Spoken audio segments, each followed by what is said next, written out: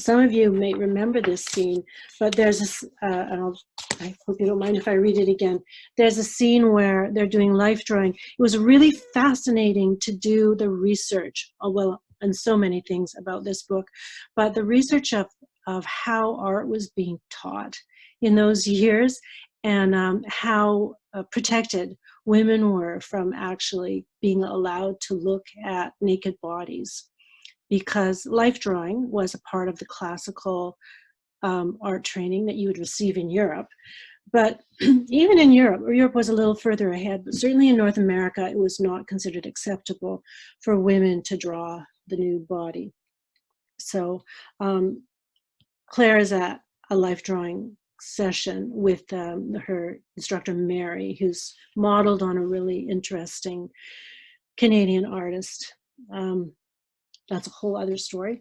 But anyway, Mary is very, she was taught in Europe, so she has no patience with these restrictions on art training for women.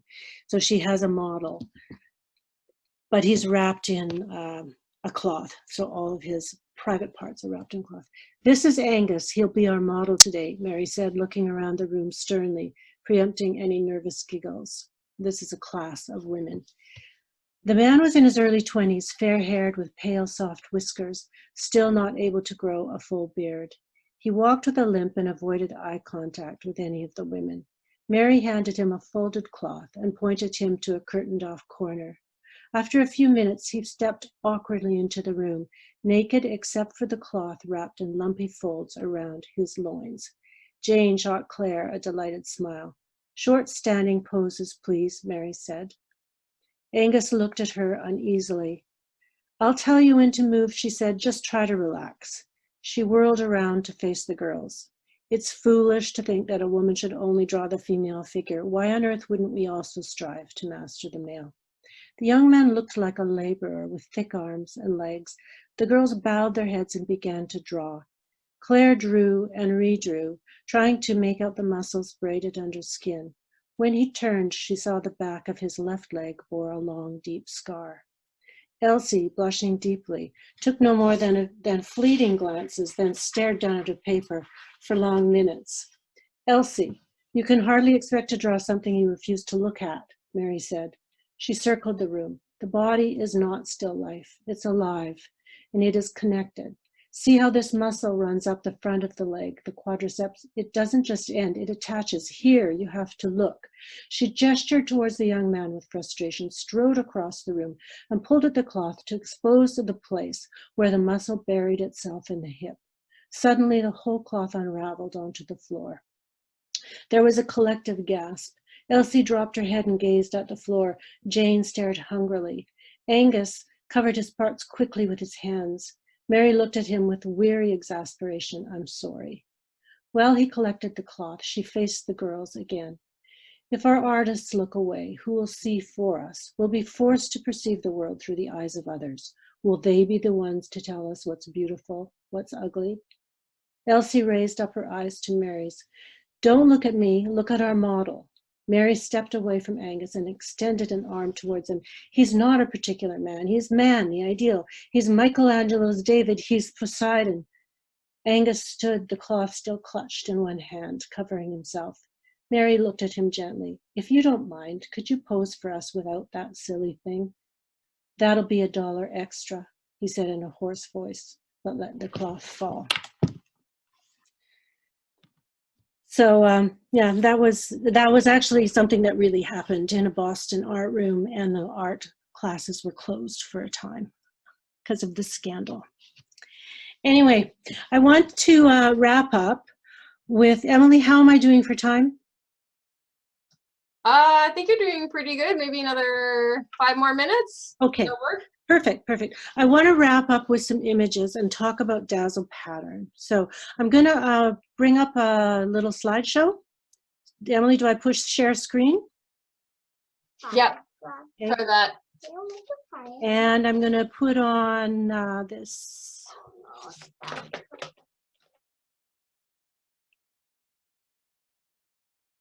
Is anything happening? Ah, there we go. Not yet. Did you press the share screen button at the bottom? Oh, gotta share it. Yeah, share it. Okay. There. There we go. Okay, so that's the, those are Dazzle patterns that the book designer integrated with the book cover. I guess you've all seen that. If you don't have Dazzle patterns, I have some copies. I can wipe them down with disinfectant and put them in a plastic bag if you want to buy one. They're $20. And or it's on Audible. There's a really great version on audible.com. The image underneath the book is the north neighborhood of Halifax before the explosion. That neighborhood was completely obliterated, just as if an atom bomb went off there. In fact, the explosion in Halifax, which was because of two ships running into each other, and one was packed with explosives, that explosion was the largest man-made explosion ever. And it wasn't equaled until the atom bomb tests. This is a famous painting of a ship called the Olympia, which was a ship that brought men back and forth from Halifax to Europe. And this is Lismer's painting of the Olympia arriving back in Halifax Harbor with troops. And you can see all the troops on the deck and the Dazzle patterns. The Dazzle patterns were supposed to make the ships more difficult for U-boats to not just spot, but to figure out what direction they were going, and they were just supposed to dazzle and confuse in the same way that that what we call disruptive coloration does in the animal world, which we see most spectacularly in zebras. You know, it wasn't ever determined whether Dazzle patterns actually worked, but you know, they were, I forget who said this, but one of the artists of that period of time said, at any rate, what happened was abstract art came sailing into Halifax Harbor. So both biologists and artists took credit for suggesting that the ships be painted with Dazzle patterns. And there is still some debate on whether they actually worked. However, so I did a lot of research on Dazzle, and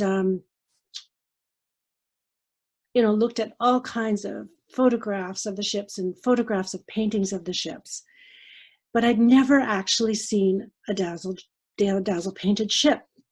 But recently, I'm going to bring up another thing here. If I can get into my photographs so close. Recently, to celebrate the 75th anniversary of the Battle of the Atlantic in World War II, the Canadian Navy painted some ships in Dazzle patterns. I'm just going to stop this share and open up another one here because I want to show you some photographs of two ships from the Canadian Navy that have just been painted in Dazzle paints. If I can get those up.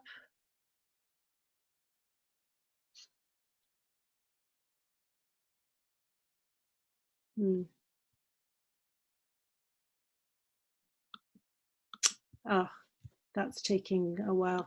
Anyway, just to make a long story short, I had read about these ships, and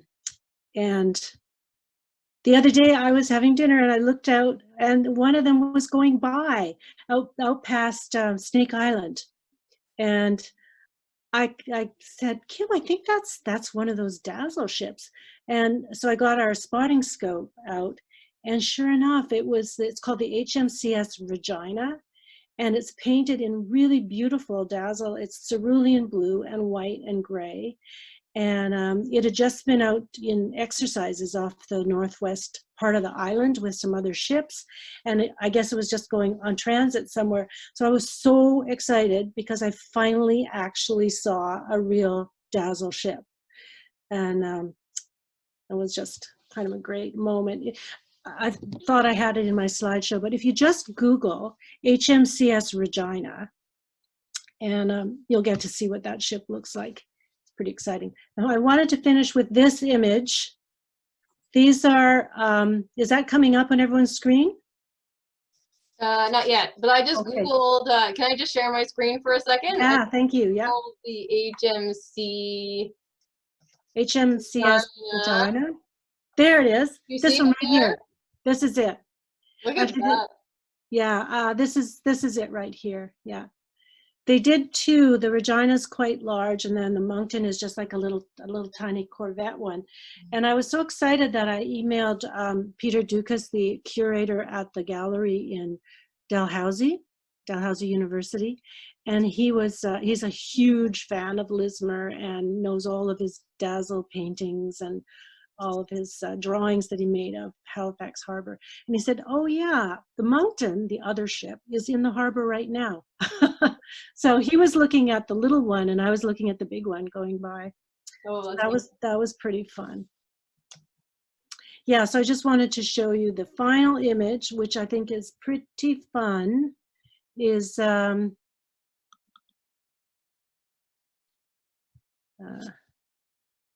share.